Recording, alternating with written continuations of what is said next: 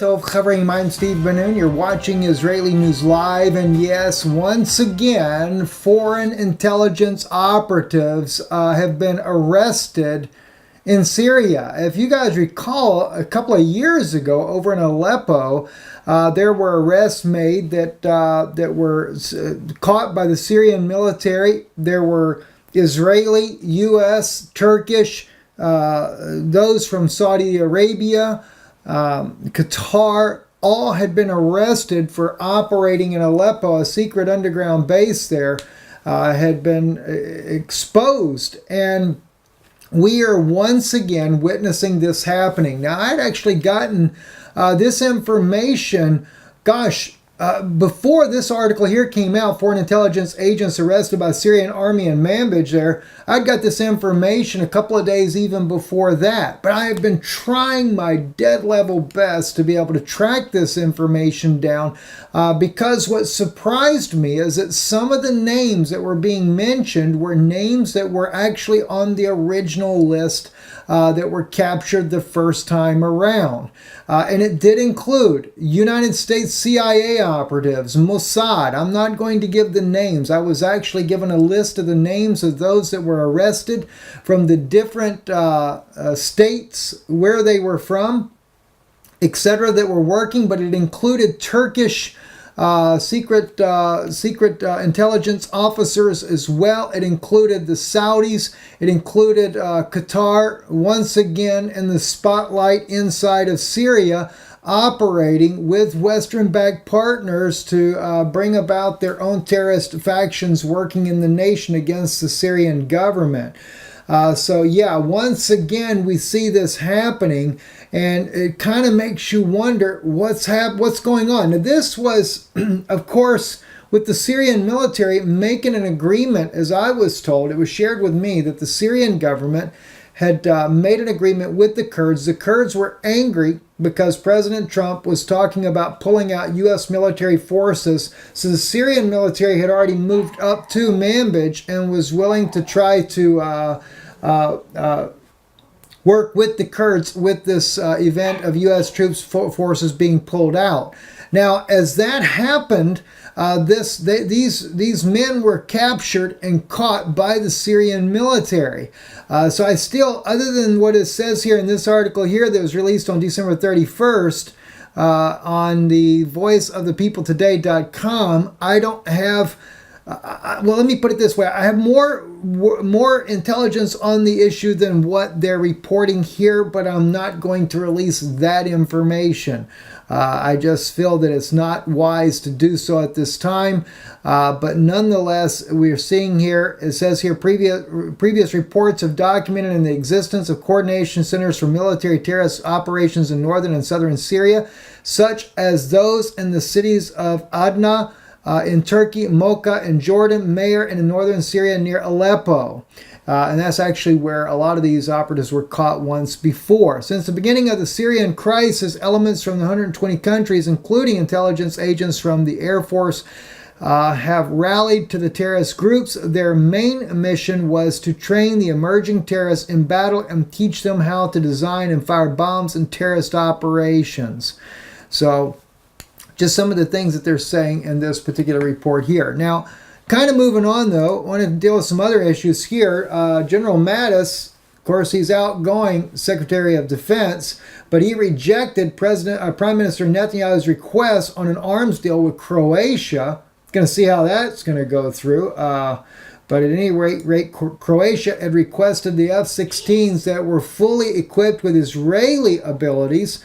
But James Mattis jumped in and said no, they have to be stripped and they have to be brought back down to what F-16 fighter jets are given to Israel by the United States, and which would be a $500 million arms deal to Croatia that Israel would be providing. But Croatia has been talking about backing out of the deal unless they get it exactly the way the Israelis made the warplanes. Well, I did a little digging because I'm thinking to myself, okay, what's the big deal? Why is Croatia wanting these warplanes?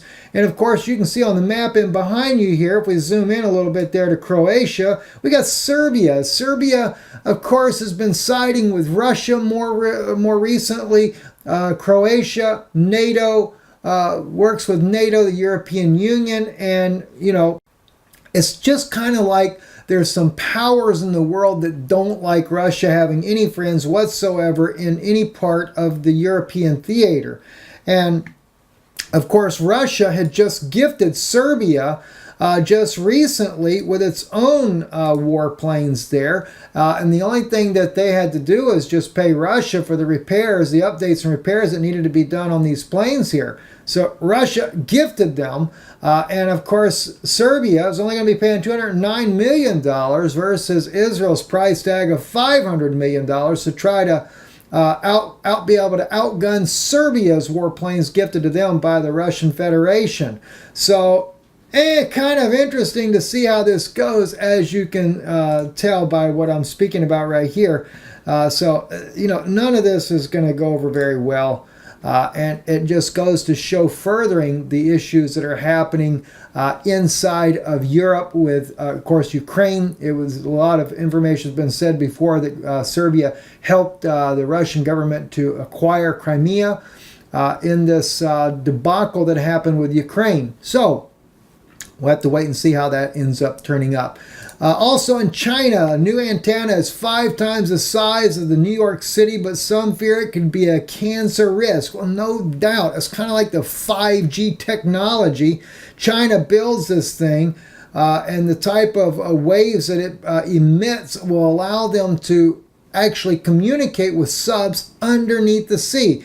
But the land itself, as I say, is 5 times the size of New York City. They had to build this thing that is so big. It is known to cause cancer, kind of like the 5G problem that we're dealing with. And actually, I got to speak to Senator Colback the other day. And so hopefully we'll have Senator Colback coming on with us here very soon about the issue, about 5G technology and his expertise in that field. So we're hoping to be able to share that with you this coming week sometime. Also, the TSA agents call in sick after 14 days without pay. This is all over President Trump not getting the wall. He's willing to hold out for years, as he says. And, I just can't help but wonder. Think about it. A wall? Wall will keep us all inside the United States. And, of course, if you don't pay your employees and they end up walking off the job, next thing you know, they close down the airports. You can't fly out of the country either. Sounds like more and more we're bringing ourselves into our own mousetrap. What do you think? I mean, just think about it. It's just not, something just doesn't look right. Anyway, American detained the U.S. Marine that was detained in Russia. Russia is accusing him of being a spy.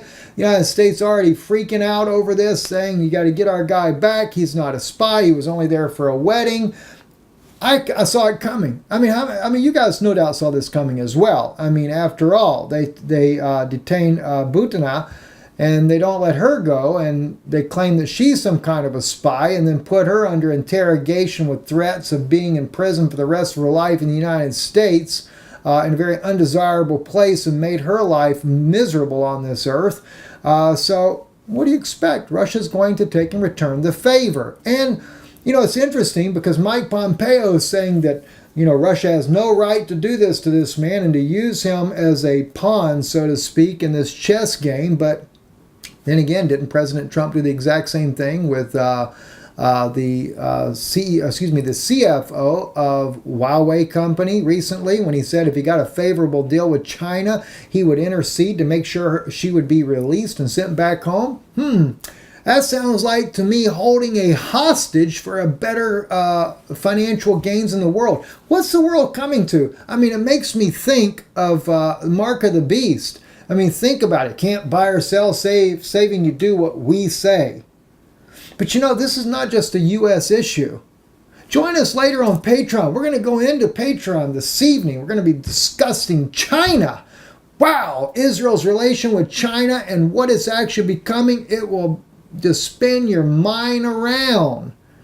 Talk about can't buy or sell. Oh, geez. It's kind of like what they're doing in a lot of these censorship issues. It's not so much as they're saying, even like Patreon, it's the financial people behind Patreon that are saying that if you cross the line, the card holding companies, they're the ones that bring the crippling crutched down upon you. Yeah, I can see the New World Order is definitely a place where you can't buy or sell unless you say what they want you to say. We're headed there rapidly, friends. I'm Stephen Ben-nun with Israeli News Live. Erev Tov.